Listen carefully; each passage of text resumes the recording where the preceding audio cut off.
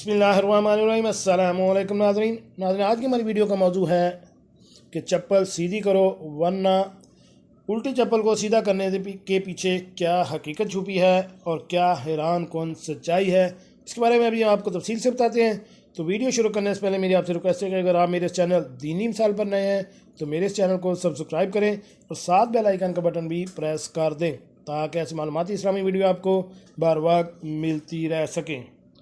जी नाज़रीन, हम बचपन से अपने बड़ों से ये सुनते आ रहे हैं कि अगर चप्पल उल्टी हो सीधी करो वरना उल्टी चप्पल को सीधा करने के पीछे क्या हकीकत छुपी है, जाने ऐसी मालूमात जिससे आपकी गलतफहमी भी दूर हो जाएगी। तो इसे फ़ौरन सीधा कर दें क्योंकि उल्टी चप्पल से आसमान पर लानत जाती है। यहाँ तक अगर हम खुद भी किसी चप्पल को उल्टा पड़ा देखें तो देखने में ही गलत और गुनाह का एहसास होने लगता है और चप्पल सीधी करके ही दम लेते हैं और दूसरों को भी यही पैगाम देते हैं।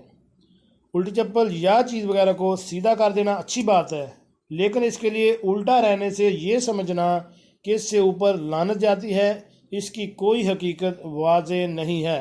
लेकिन ये बात हकीकत है कि आसमान की तरफ नेक अमाल और दुआएं जाती हैं।